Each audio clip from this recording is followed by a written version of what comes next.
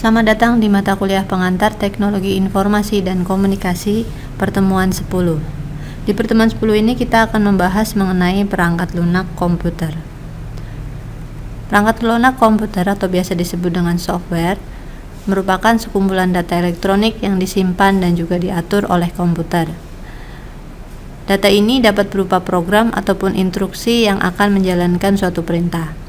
Melalui software atau perangkat lunak inilah suatu komputer dapat menjalankan suatu perintah. Klasifikasi software yang akan kita bahas adalah sistem operasi, bahasa pemrograman, program bantu, dan juga program aplikasi. Sistem operasi merupakan kumpulan program yang mengontrol dan juga mengatur seluruh kegiatan processing dalam sistem komputer. Tanpa sistem operasi, sistem komputer tidak akan berjalan.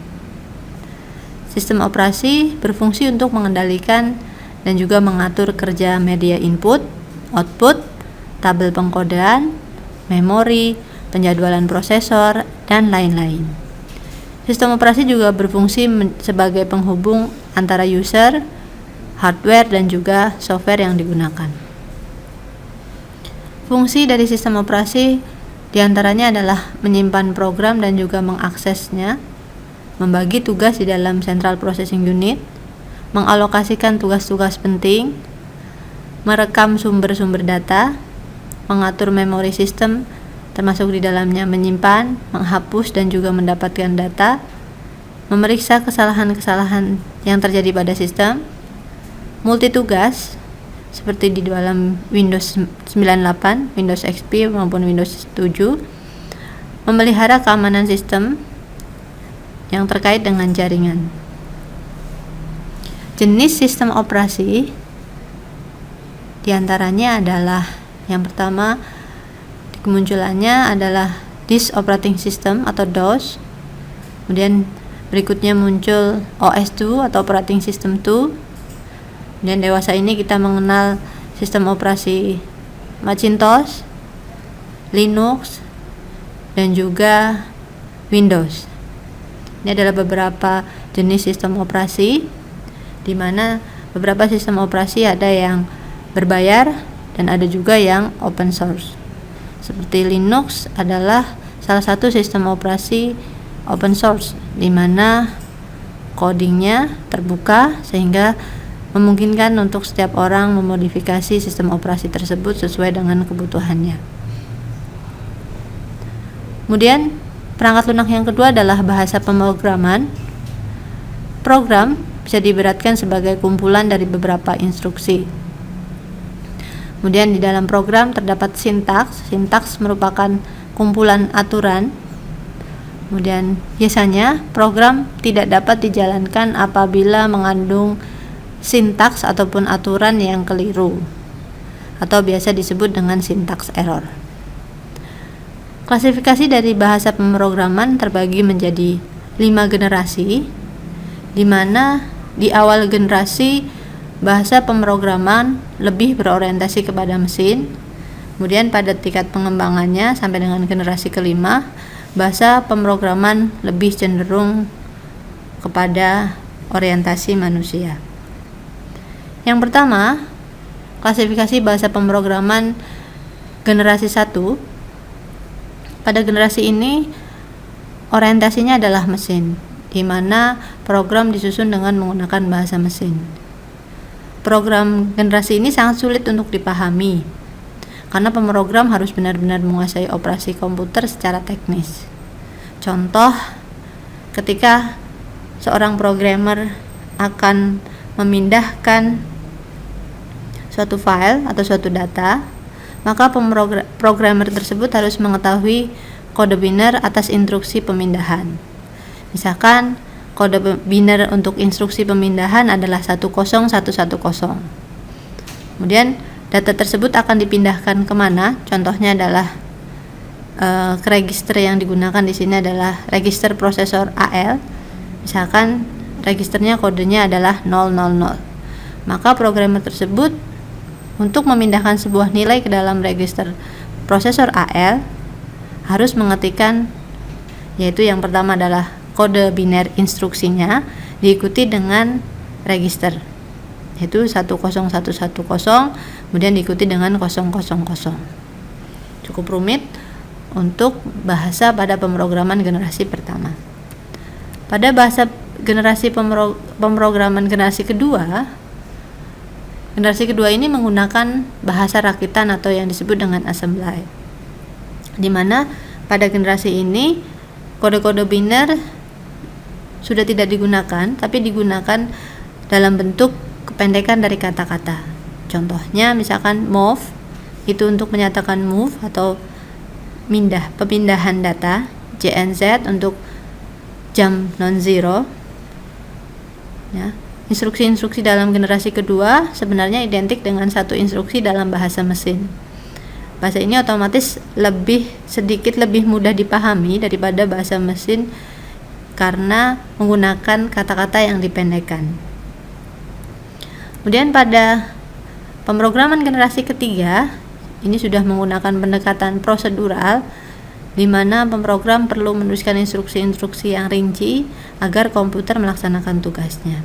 Contoh program yang di sini ditulis dengan menggunakan kata-kata yang dipakai oleh manusia, seperti write untuk menampilkan sesuatu di dalam layar, read untuk membaca. Nah, pemrograman generasi ketiga sudah disebut sebagai high level language. Contoh-contoh pemrogramannya adalah Algol, C, Basic, ataupun sampai Pascal.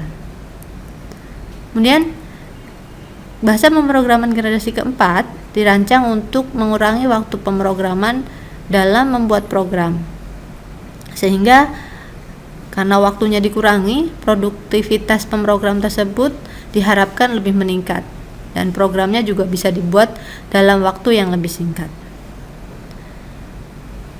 Bahasa pemrograman generasi keempat ini juga disebut dengan high level language. Contohnya adalah kita menggunakan Microsoft Access untuk membuat program ataupun membuat database. Nah, penggunaan Microsoft Access atau pemrograman bahasa pemrograman generasi keempat ini otomatis lebih memudahkan.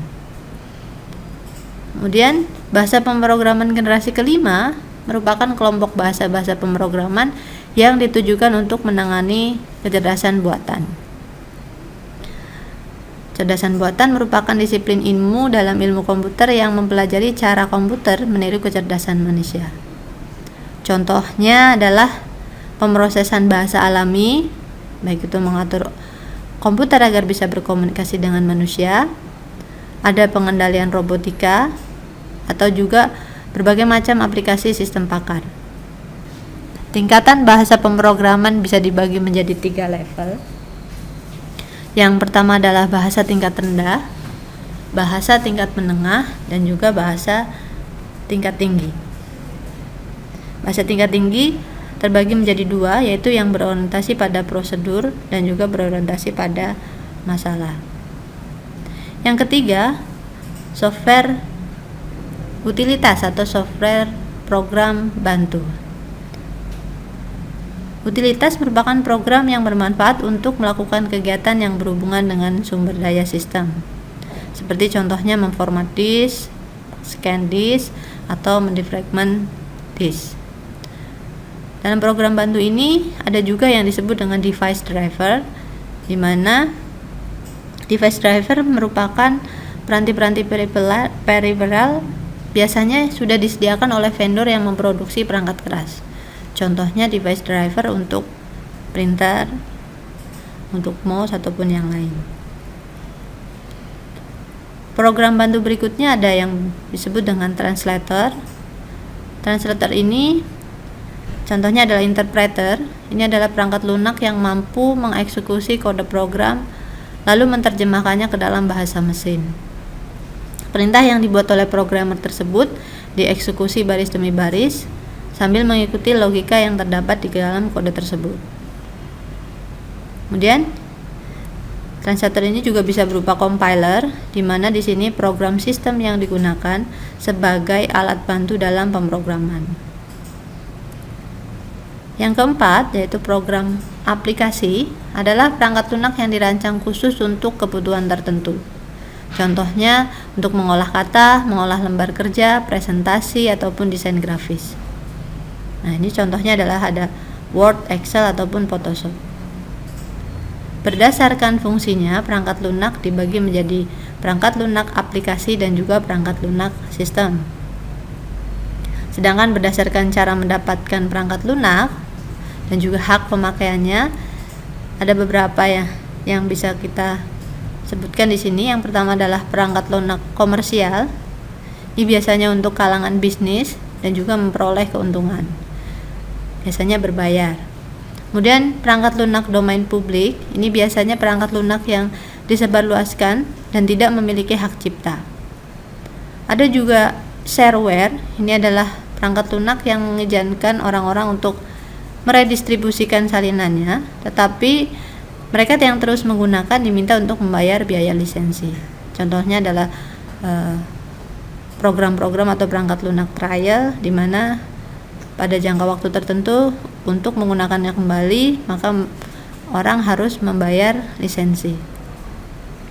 Kemudian ada freeware. Freeware ini mengizinkan redistribusi tetapi bukan memodifikasi, dan kode programnya tidak tersedia, jadi hanya diberikan hak untuk mendistribusikan. Kemudian ada rentalware, ini adalah perangkat lunak yang disewakan. Ada free software, ini adalah program yang bebas untuk digunakan, dipelajari dan juga dirubah serta bisa disalin atau dengan ataupun tanpa modifikasi.